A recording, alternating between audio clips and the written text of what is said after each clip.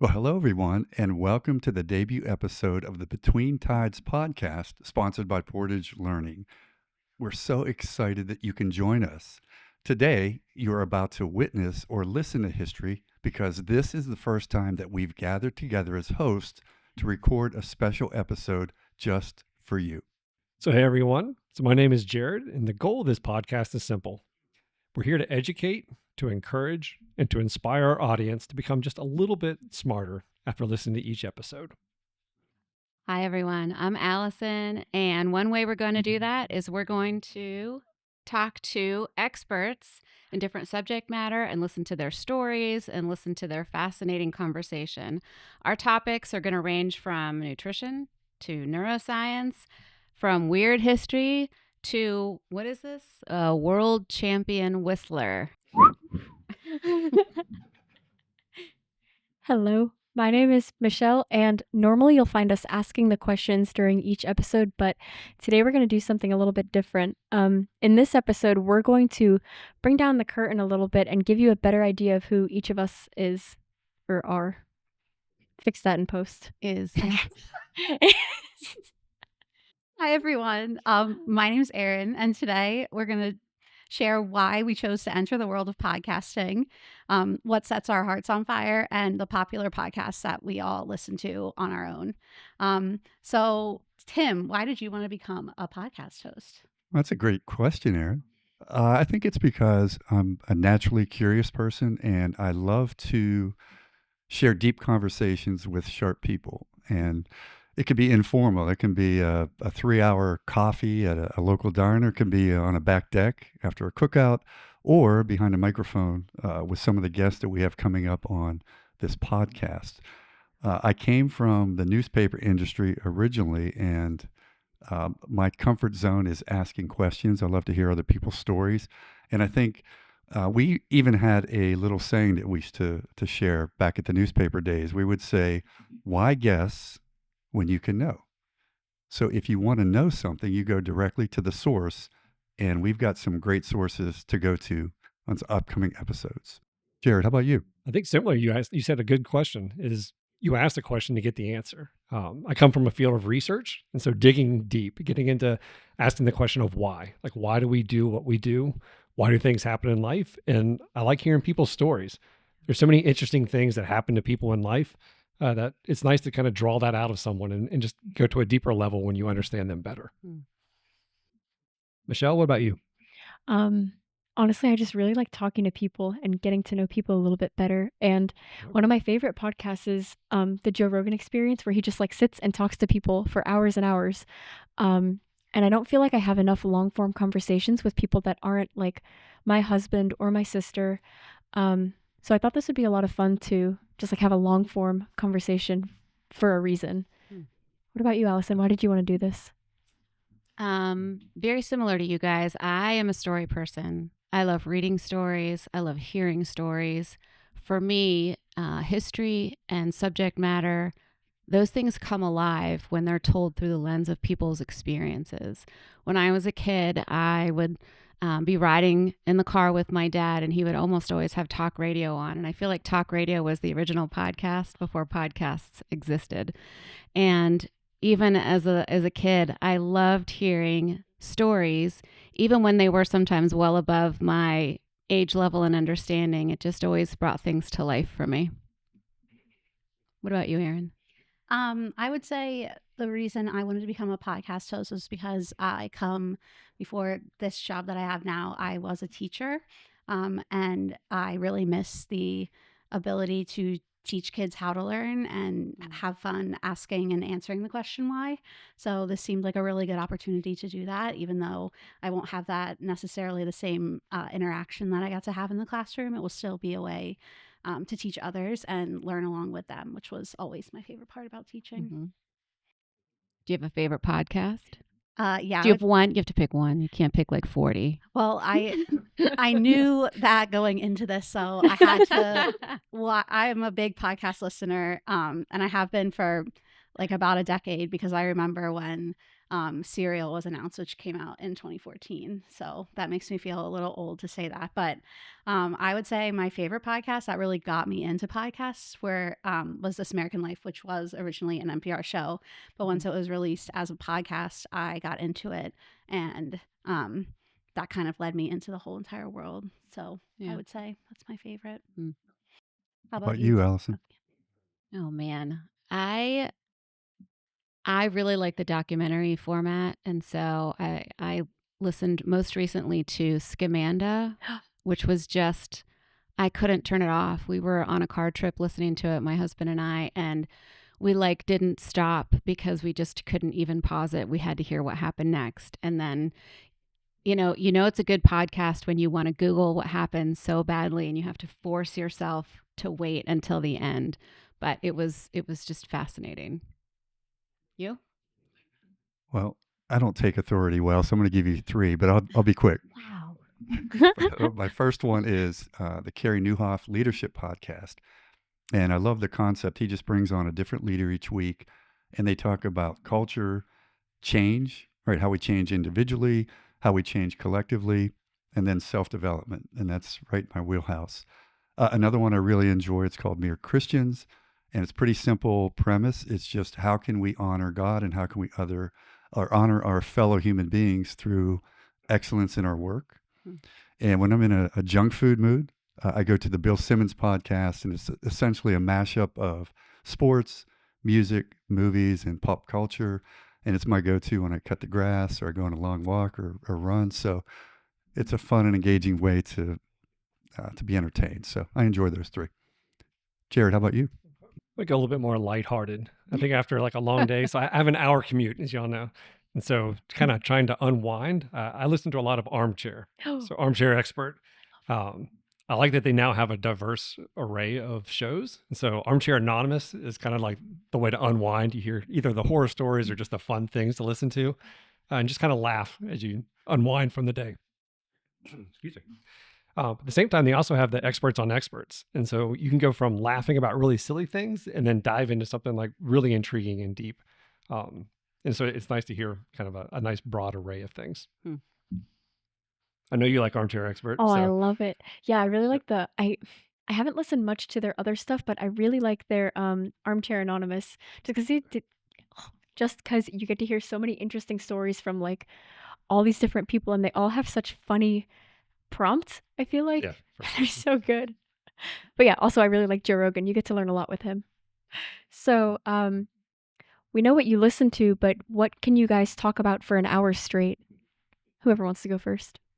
Pick a subject and I could probably talk about it for an hour straight. But if I was going to pick my top subject, I would definitely say history, especially European history. Actually, I was just having a conversation with a coworker this morning and kind of branching off on a lot of those topics. It's fascinating to me because, again, it's the human experience lived out through these major moments like world wars, famines, disease, but also through these mundane moments of people doing incredible things in their everyday lives. And I just think if you don't know where you've been, you're missing out on the best of who you can be and what you bring to the human experience as we're all living it.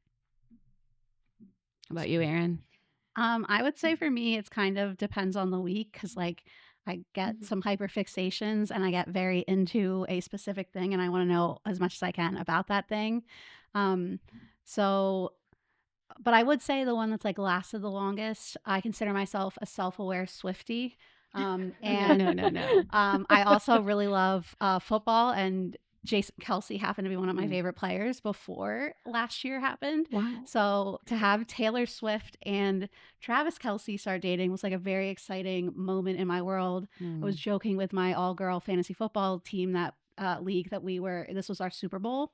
So for me, I guess like just having fun following that has been something that I could probably like talk your ear off about. And I could also talk about my dislike for the Pennsylvania Turnpike for probably about an hour. If you would ever like to complain about it, my door is always open. Episode 2. Yes. Fun fact, if you hate the Turnpike, you could try the belt system in Pennsylvania, which I could wax poetic about for a while. So try the green belt or the yellow belt? The red or- belt. I've driven the red belt before, but that was just to get to Trader Joe's. So I'll fair. have to. Wow. What about you, Tim? What could you talk about for an hour? Well, as someone who coaches basketball, you might guess that I would say basketball, and you would be half right. Actually, I really am passionate about helping young people achieve their full potential. So I just view basketball as my platform so I can do that. And nothing sets me on fire more than when I see a young person who may be struggling with a skill or a learning concept, and then that light bulb goes on, and it's just so fulfilling for me. So I love talking to the parents who come to our gym. I love talking to the young people about situations and how we can get better. I love talking about growth mindset as opposed to a fixed mindset. So I'm starting to geek out a little bit now. So don't get me started. I might not give up this bike, but Jared, we'll go to you. In general, I would just say like challenge accepted. Like give me a topic and like let's roll. Like it's fun to have conversations. I think similar to Tim, I'm also a coach. I've been coaching basketball and soccer in the same way. I think all that kind of comes down to like the desire to be able to help people, to be able to help people grow, to be able to help people just where they're at, when in their need. As someone who's also renovated a house, like I can talk about construction projects all day long, especially just trading stories with other folks that I know and other guys who have been doing this, learning the tricks of the trade and like how do you improve? And it doesn't hurt that like I'm a perfectionist. And so like if there's a detail, kind of like what Aaron just said, I'm going to research it, I'm going to know it, and then I could probably talk at length about a variety of weird things. So All right, we're doing some work on our house. I want to talk to you after the you got it. episode. Episode 3. Yeah. After the turnpike. Yep. What about you, Michelle? What are you going to be talking about? I think my favorite things to talk about are people and relationships and like dreams for the future. Like me and Mark sometimes have, I like to call them dream nights, where we just like talk about if like everything would go perfectly, what our lives would look like. That's like my favorite thing to talk about with other people. I also really like talking about mushrooms and plants. I think those are fun. Fungi. Interesting. Leave that in. Don't edit that out. Slightly Just esoteric. kidding. Saw what you did there. Thank you. I think if I was going to pick another topic, it would definitely be books. Oh yeah. Any other readers? Yes. Yes, I feel like we're all probably, yeah. Michelle and I have co-joining accounts on Goodreads, and anytime one of us finishes something good, we have to rush in and talk about it and what we loved or what we didn't love, or yeah. So books are always a go-to. Do you like movies too? Or are you more of a book lady? I do like movies, but if I was going to choose, it would definitely be books. Yeah. So this is a question for both of you. Which books have you gifted most to other people? They impacted you and you thought they would be beneficial to others. I have an answer if you want a minute to think. Yeah, I know you weren't Yeah, go asking ahead. me, but I read a book a few years ago called How to Raise a Reader, and I'm in the season of life where like a lot of my friends are having babies, so that's the book that I've been giving to my friends when they find out that they tell me that they're pregnant. Just because it has a lot of like practical tips, because I used to be a reading specialist, so I felt like a lot of the ideas inside were helpful to parents. So that's the one that I always like to give to people, because I feel like if you teach someone to enjoy reading, they can kind of go anywhere with that. I just wrote That's a that good book one. down so I wouldn't forget what it's called. Yeah. I- I would say, so I used to homeschool my kids, and I had a lot of conversations with different moms who were just thinking about whether or not they should homeschool. And there were a couple of books that I gifted, and one that I gave away the most was called The Way They Learn. It's an older book, but it's still very current. And it's really how we as parents look at our kids, their strengths, their weaknesses, their natural bents, how they process information, how they like to learn. And it's just figuring out how to sort of customize teaching as much as we can to children's learning styles. And I found that book so encouraging and helpful and practical as a mom. And whether you homeschool or not, you're teaching your children. You're teaching maybe other people's children, coaching. And I'm sure you guys know from your coaching experience, what works for one kid may not work for another kid. And so The method can be wonderful, but if it doesn't meet up with someone's needs, it's not going to be the method for them. So that's just a great all-around book for anyone who's kind of feeding into a child's life in some way. Michelle? I think the book that I've lent out the most, which has been twice, not very often, has been Anne of Green Gables. Oh, I love that book. I love Anne. She's the best. So I have younger kids. My oldest son initially hated to read. And so I'm taking it a little bit off a side road here. But what got him started was when he actually started reading on his own. He was gifted a book called Good Families Don't. I don't know if anyone's ever heard of it, but it's not what you would expect at all, especially coming from a very formal teacher who hands it out. And this is what she would hand out every time. It's definitely much young boy humor. It's actually about a fart. It's a monster. So good families don't have farts. And there's like this monster. Oh, no. But it captivated him to read. And so now like he's plowing through books. And so if you've ever heard the Percy Jackson series, it's something he and I share. So I was reading them alongside of him to kind of get him going. And now he won't stop. And so now I have this entire volume of books. So I'm giving them away to people and say like, encourage you should read this. It's great. Get them out of my house. That's awesome. There are a bunch of series too for by the same author. Oh yes, there's a lot for sure. Can I ask another question about reading? What is the first book that really captured your imagination and developed your love for reading? For me, it was Shel Silverstein's Where the Sidewalk Ends.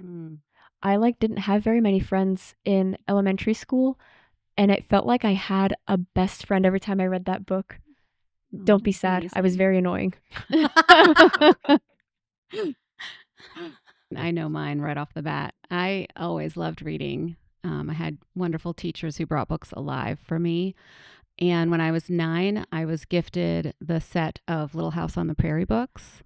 And I dove into that first book, and I didn't come out until the end. And I just periodically every few years would go back and reread them because it was such a charming narrative. I mean, it's not meant to be read as actual factual history. It was based on Laura Ingalls Wilder's childhood and life, but the illustrations in that original series and the words, it just really, I could dive in and feel like I knew what it felt like to be Laura. So that was definitely what lit the fire for me. I think I have 2 answers because the first one was like when I was unconsciously being read to as a baby, but my parents read to me a lot, and my mom said and shared with me this weekend when I saw her that the most difficult part about reading to me was she would read me The Cat in the Hat because it was my favorite, and she would try to skip a few pages, and then I would yell at her because she skipped a few pages.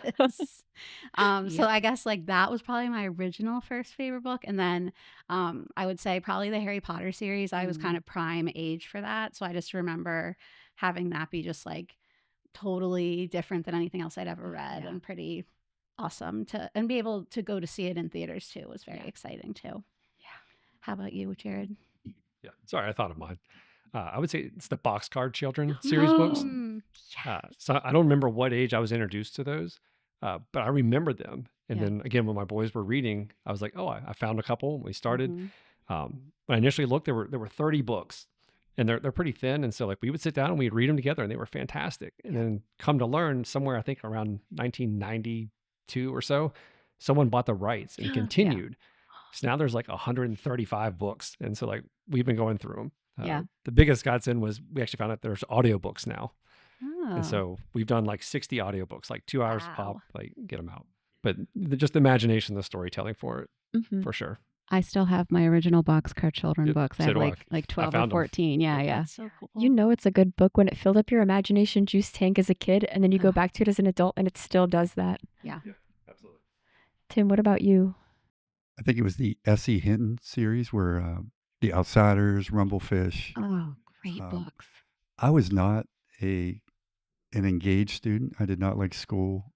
I like the social aspect of it. I like hanging out with my friends, but I was not a learner until I started reading those books. We had a class called American Literature, and I was just fascinated by the storytelling, and that got me into starting to write my own little stories at home.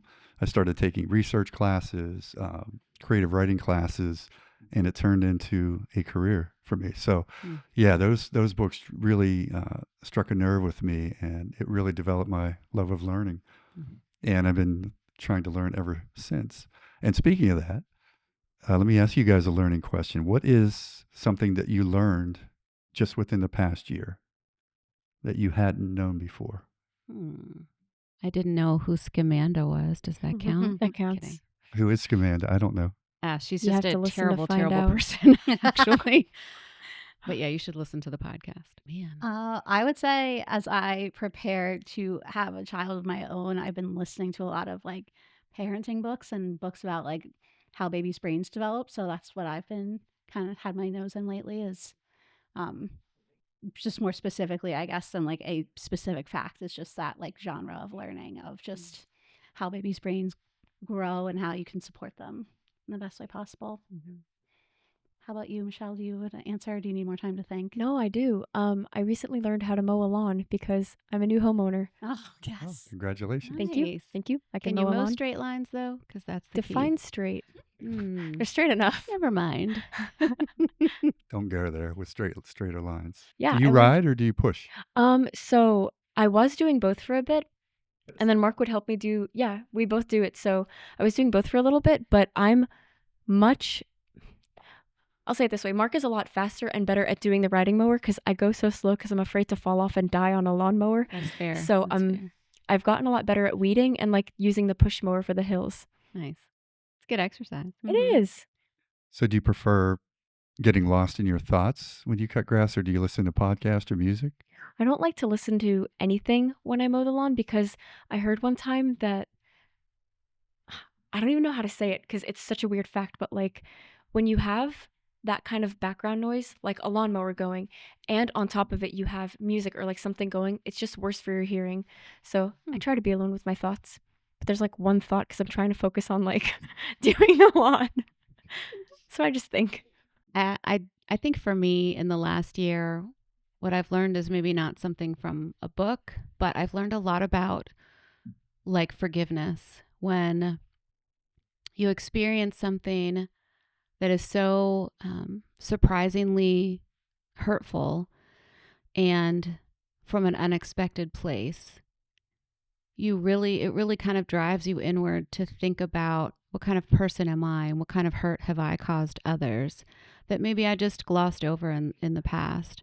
But I really just had an experience that was hard, but it ended up being so life-giving because I was able to work through what real forgiveness looks like and the kind of humility it requires, because to forgive others means that you have to reckon with your own self. And it was not a lesson I would want to repeat because it was hard, but it was really, well, I hate to use the same word again, but it really was life-giving for me. How did you start? Well, it was someone that I love deeply, and so it came, even though it hurts more when it comes from someone that you love, that's a great place to start too, because it wasn't like I ever wanted to stop loving that person or ever wanted to not repair the relationship. And so I started from a place of love and of wanting to bring back into wholeness what had been kind of fractured a little bit. It wasn't broken completely by any means, but yeah, I really learned that forgiveness starts with my own heart and my own shortcomings and where I maybe have failed others or continue to fail. Because if you want to be forgiven, you have to be willing to extend it. And real forgiveness isn't just saying, that's fine, and moving on. There's some real wrestling through that has to happen. But it's so worth it. And overall, I'm very thankful for the experience because it grew me. That's so cool. Thank you for sharing that, Allison. That was so good. One thing I learned over the past year, I should have known this all along, but it really hit me over the last few months, is formation. That we are in control of how we are formed in this world. For example, what you watch, what you listen to, who you hang out with, what you eat, we tend to think that we drift through life and we're sort of the victim of all these things, but we control that narrative. So again, what am I going to go home and watch tonight? What am I going to go home and read tonight? What am I going to complain about to my wife tonight? Mm-hmm. And that becomes a part of who you are. So I've really been focused on just a measured response. I just shared this with some kids the other day that I asked them about the difference between reacting to certain things and responding. So let's say you go to the doctor. Let's say, Allison, you were sick last week. Doctor gives you an antibiotic. You come back a week later and he says, "Ooh, I see you're reacting to that medication." That's not a good thing. But if Michelle comes back and he says, "Ooh, I see you're responding to that medication," that's a beautiful thing. So I think we need to be much more intentional and deliberate about how we go about our day. We can't just drift and just go from a social media platform to a TV show to whatever it may be. We control this narrative. And if we don't like where we are, if we think we're not in a good place, we can change that. It really is that simple. Not easy, but it's quite simple when you think about it. Most recently, but it actually talks about how the advent of not pinball machines, I'm sorry, Arcade slot machines.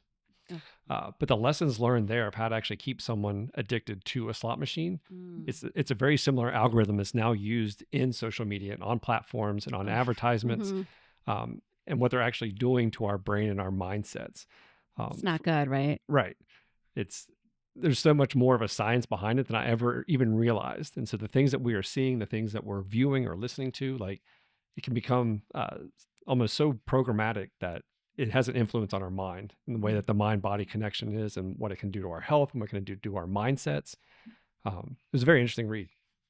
I heard before the sentence, the race to the bottom of the brainstem, and it was like about that, Okay. just like how to make what you're doing as addictive as possible. Right. Like with social media and stuff. Yep. Does the book offer a way to go backward from where you get to? Like if your brain has developed that, because I know I can tell my attention span, for instance, is so much shorter than it was just a few years ago. So are there methods you can employ to kind of go back? Yeah. So the book really starts, it talks about the scarcity loop and how they actually draw you into it. So the more that you think that you need it, the more that you try to grab it. There's three main identifiers for it. And it's more just becoming recognition and how to actually escape the loop. Okay. So there's hope. Yeah, for sure. So as you can tell by our conversation today, we are all lifelong learners and we love to know what you know. We love to learn what you learn, and we love to hear the stories of special guests so we can improve our own stories.